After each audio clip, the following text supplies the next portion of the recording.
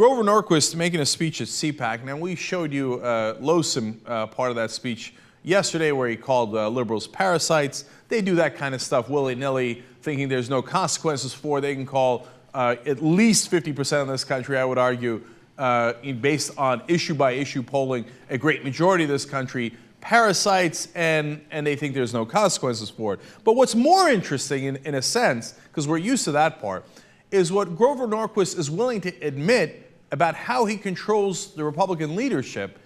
I mean, remember, Grover Norquist is the guy at Americans for Tax Reform that represents the richest people in the country and the top corporations, and his only objective is to make sure that they get as much tax cuts as possible. Everything else in the budget be damned, everything else in the country be damned, the budget be damned. The only thing he cares about is tax cuts for the rich, right? Well, here's what he had to say about the presidential candidates. Quote, "All we have to do is replace Obama. We're not auditioning for a fearless leader. We don't need a president to tell us in what direction to go. We know what direction to go. We want the Ryan budget. We just need a president to sign this stuff. We don't need someone to think it up or design it." Do you understand why that's so important?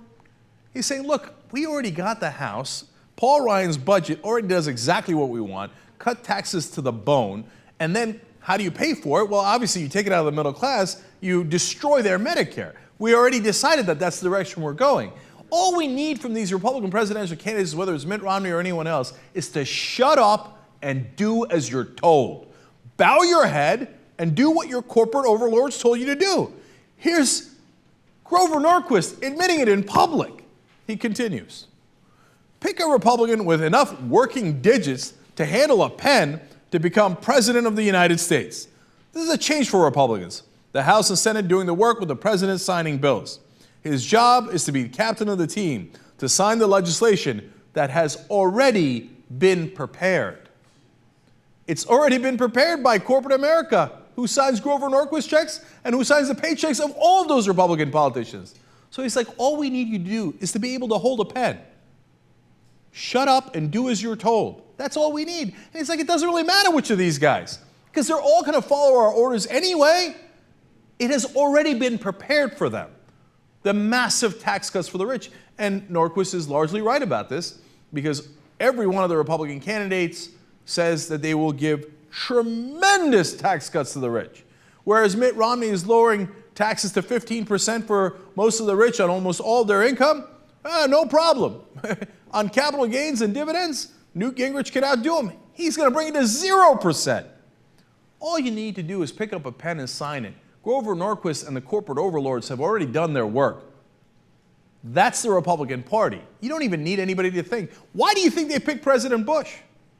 Grover Norquist was once on the Young Turks, and we asked him, why Bush over McCain? Why in 2000 did all the corporations and all the big money guys go with Bush over McCain? He said, we had a meeting. When McCain came in, he had all these ideas about what he was going to do as president. When Bush came in, he said, what do you need? That was the difference in 2000. They don't want anybody with independent thought, even if it's John McCain.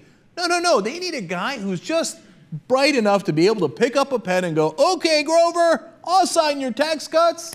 That's what they got in George W. Bush, and that's what they're looking for in their next candidate. At least he was honest about it.